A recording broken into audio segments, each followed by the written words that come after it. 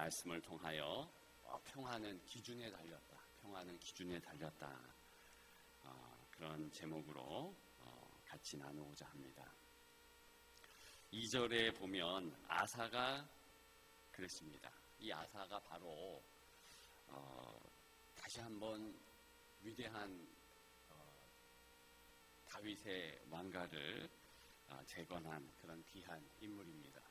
지금 몇 대 왕이냐 하면 3대째죠. 분열 왕국.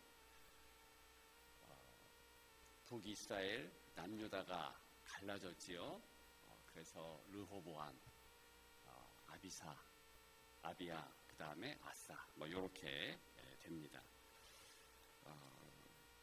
만일 이 다윗 왕조로 치자면 5대째죠. 그렇죠? 그러니까 다윗, 솔로몬, 르호보암 이렇게 되지 않습니까? 이 아사의 특징은 40년간, 정확하게는 41년간 치리했는데, 다스렸는데, 그때에는 다윗 왕 때처럼 혹은 솔로몬 때처럼 평강과 평화가 가득했다. 공교롭게도 북이스라엘은 7번의 정변이 나고 무척 힘든 그런 시간이었습니다. 그렇다면 이 아사 왕 때에 왜 이런 축복을 주셨는가? 41년간의 통치 기간 가운데 전쟁이 없었던 것이 아닙니다. 10년 전반부에는 전쟁이 없었지만 오늘 본문 9절부터 쭉 나오듯이 그 이후에는 전쟁도 있어요. 그것도 대단한 그런 전쟁이었습니다. 이기거든요. 그래서 거기에 평강의 비결은 무엇인가? 그래서 2절부터 지금 6절까지 쭉 이유가 나오고 있습니다. 그것은 바로 기준점을 하나님께 두었다. 하나님의 눈치를 살피고 하나님의 마음이 무엇인지 항상 살폈다. 그랬더니 그의 왕국, 그의 환경 이런 것들이 다 정돈되고 은혜가 있었다. 그런 내용입니다. 우리 2절 한 번 더 읽겠습니다. 아사가 그의 하나님 여호와 보시기에 선과 정의를 행하여. 아멘. 자, 아사가 그의 하나님 여호와 보시기에, 그러니까 하나님의 눈에, 그러니까 하나님께서 어떻게 보시는가, 즉 기준을 하나님께 두었다는 뜻입니다. 계속해서 보면 선과 정의를 행하여 그랬잖아요. 그러면 이때 선과 정의는 자신이 생각할 때 선과 정의가 아니고 아주 정확하게 나오고 있습니다. 이때 선과 정의는 하나님 편에서의 선과 정의예요. 그것이 너무 중요합니다. 우리는 우리의 기준이 있습니다. 근데 이때 기준은 나의 기준, 아사 왕의 기준, 다윗 왕가의 기준, 그런 거 절대 아니고 하나님의 기준이다. 그런 뜻이에요. 자, 그래서 그 구체적인 행동이 3절부터 나오고 있습니다. 이방 제단과 산당을 없애고 주상을 깨트리며 아세라 상을 찍고 그랬습니다. 이게 지금 여기 나오는 이방 제단 누가 만든 겁니까? 솔로몬이 만들었어요. 이것 때문에 나라가 찢어진 거죠. 두 쪽 난 겁니다. 북이스라엘 10지파, 남유다 2지파, 그렇게 갈라지게 되었잖아요. 그 결정적인 계기는 솔로몬 1000명의 부인을 두고 1000명의 부인을 두면서 이방 여인들을 이제 부인으로 두면서 뭘 수입했는가? 바로 이방 제단을 수입했어요. 대표적으로 아세라상, 바알상 다 솔로몬이 만들어 놓은 겁니다. 그래서 하나님께서 그의 아버지 다윗 때문에 심판을 유보하셨지만 그의 아들 때에서 그렇게 심판을 하셨지요. 바로 이 아사가 자기 증조입니까? 솔로몬. 그러니까 솔로몬이 이제 4대쯤 위잖아요. 그러니까 여전히 그 다윗 왕과 솔로몬과 그런 자기 할아버지 때 어떻게 보면 이게 사람들 편에서의 대단히 편리한 것이고 대단히 중요한 나쁜 업적이긴 하지만 업적이거든요. 근데 이걸 다 없애버렸어요. 이 자체가 대단한 겁니다.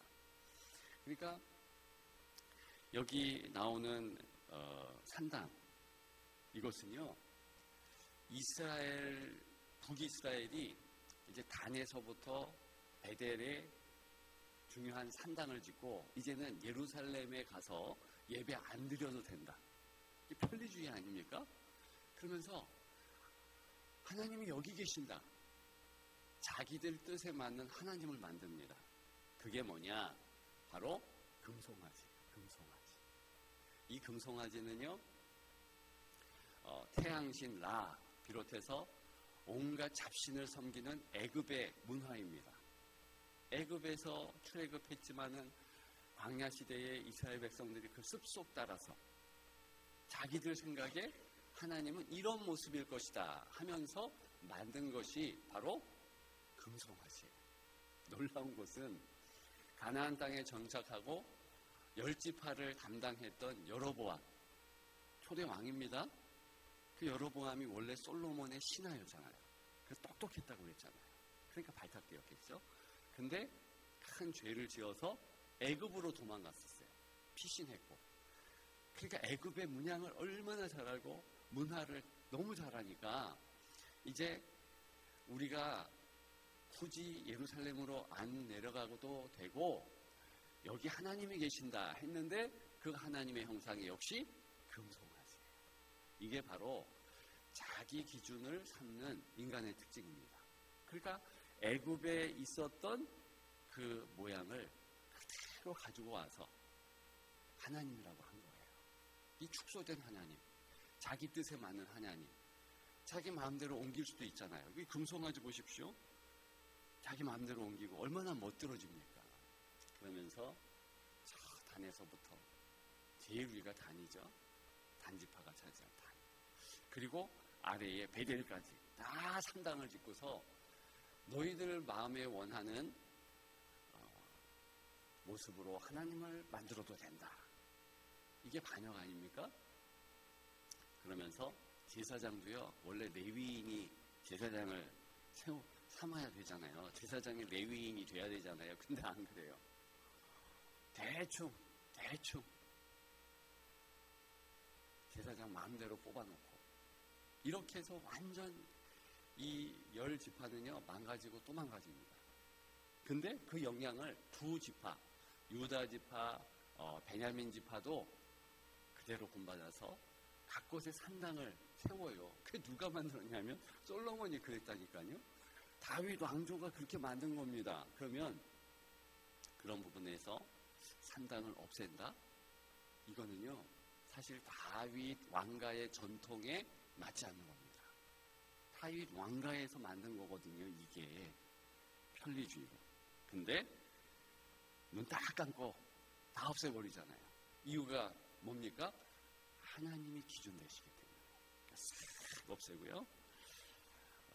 4절에 유다 사람들에게 명하여 그 조상들의 하나님 여호와를 찾게 하고 그의 율법과 명령을 행하게 하고 또 강조합니다. 5절에 보면 유다 모든 성읍에서 산당과 태양상을 없애며 나라가 그 앞에서 평안함을 누리누라.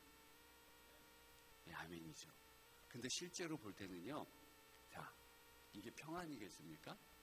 평안이 아니에요. 환경이 이렇게 정비될 때 다 사람들이 불안한 거예요. 또 어느 부분에는 분노감도 치밀어 오릅니다. 개혁은 그런 겁니다. 게다가 자기들이 편안하게 여기면서 가까운 곳에 예배 드릴 수 있는데 안 돼. 그렇게 하면 안 돼. 이렇게 해야 돼. 예배 예루살렘으로 모여서 예배 드려야 돼. 얼마나 불편합니까? 우리 코로나 기간에 각 곳에서 예배를 드렸잖아요. 그때는 어쩔 수 없이 그랬다 치지만 코로나 끝났습니다. 예배 주일 성도 하면서 예배당에서 지내야 돼. 얼마나 힘들어요. 그것마저도 불평이 있고 어려움이 있을 수 있어요. 작은 일이지만 오늘 본문의 이 아사 시대의 혼란함을 우리가 느낄 수 있는 거야. 여기 평강이라고 했지만 인간들에게는 불안함일 수 있고요. 인간들에게는 어느 기간 동안에 이거 이렇게 하는 게 맞는 거야? 그러니까 하나님 편에 기준을 두었다는 것은 이와 같이 힘들어요. 아사가 얼마나 괴로웠을까? 안 봐도 뻔합니다.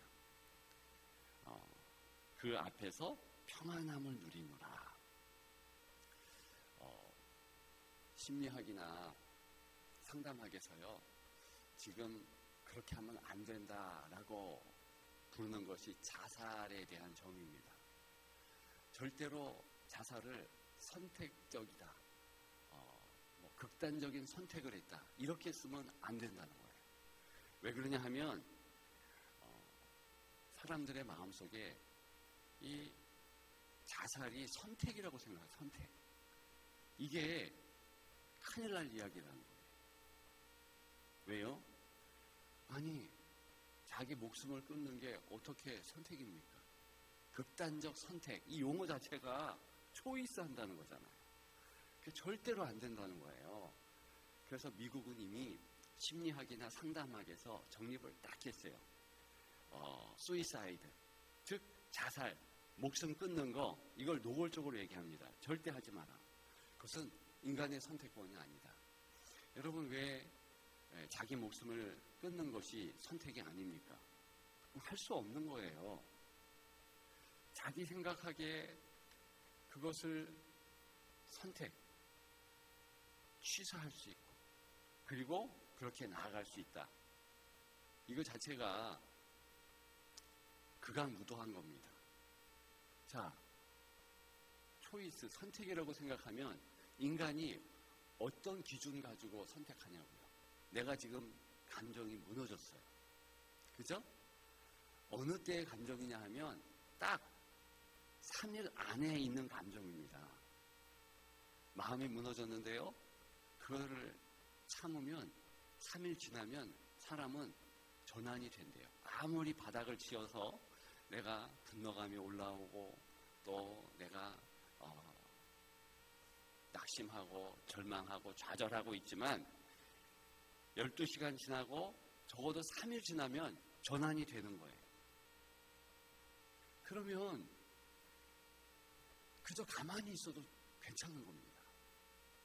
그저 낙심한 채로 그 시간 지나가면서 밖에 나가서 햇빛도 쐬고 다른 사람도 만나서 어떤 이야기도 듣고 그러면 변화할 수 있는 거예요. 놀라운 것은요, 그렇게 자세를 선택했던 사람들이요, 최고로 감사하는 것이 뭐냐면 자살 못한 거. 3일 지나고 5일 지나고, 그래서 어떤 계기에 의해서 본인의 마음이 변했을 때 느끼는 것은, 야, 내가 그렇게 했으면 큰일 날 뻔했다. 다 후회 안 되는 거예요. 그러니까 이게 자꾸만 어떤 문화에서 또 사람 중심으로 생각해 보면 사람 자기 중심이죠. 내가 지금 낙심했어, 절망했어, 형편이 안 될 것 같아. 자기 판단 아닙니까? 이게 대표적인 자기 기준이라는 거예요. 여러분, 정말 자살하지 마십시오.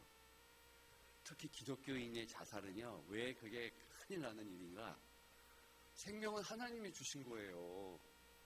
어떻게 그 생명을 자기가 쉽게 판단해서 끊을 수가 있습니까? 이게 극악무도한 죄예요. 하나님 앞에서 절대 하지 말아야 될 것은 자살이고요, 더 하지 말아야 될 것은 절망입니다. 낙심할 수 있어요. 한번 힘들 수 있어요. 그러면 낙심했으면 하나님 도와주세요. 이끌어주세요.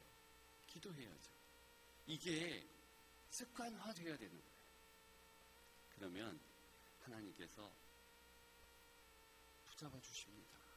누굴 만나게 해 주시든 마음을 바꿔주시든 그렇게 하십니다. 그러면 낙심 조금 했다가 절망하면 안 돼요. 절망이란 것은 뭡니까? 모든 희망을 끊었다는 뜻 아니에요. 이게 죄예요. 하나님은 절대로 거기까지 가도록 내버려 두지 말아요. 사람이요, 자기 기준으로 두면 계속 낙심, 계속 어려워. 그렇잖아요. 그때 빨리 돌이키는 거예요. 터닝백, 회개 자체가요, 돌이킨다는 뜻입니다. 그래서 돌이켜서 어떻게 합니까? 하나님께 나아가는 거예요. 아사가 그걸 잘했다는 겁니다. 그랬더니 평안, 한 가지 평안의 모습만 살펴보고 마칠까 하는데요.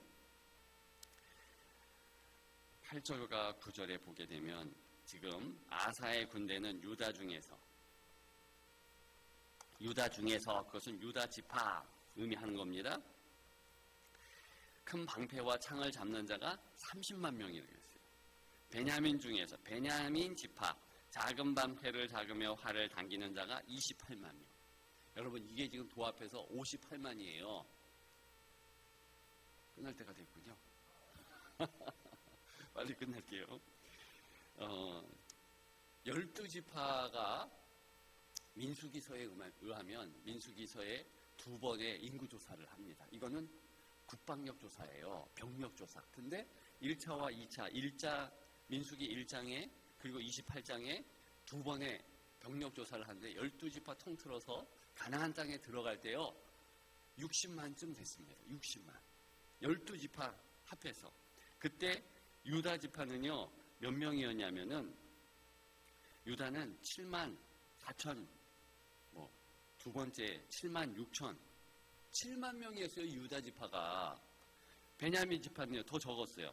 3만 5천 4백 요 정도 됐습니다. 근데 지금 보세요.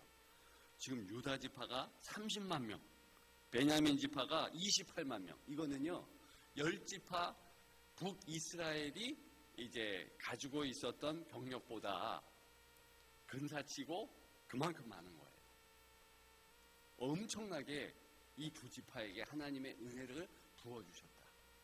그러니까 이게 뭘 얘기하냐면 하나님의 눈치, 하나님께 기준점을 두고 하나님의 선, 하나님의 마음 여기에 집중을 두었더니 자연스럽게 하나님께서 병력을 이렇게 많이 갖도록 여호와 보시기에 우리의 마음을 여호와 보시기에 하나님의 마음은 어떨까? 그거 생각했더니 하나님께서 아사도 모르게 이렇게 10년 동안에 병력 증가한 거 보십시오. 그걸 지금 딱 말해주고 있는 거예요.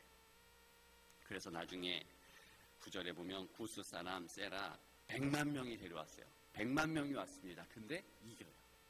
왜냐? 이 하나님 중심으로 딱 마음이 합해지니까는요.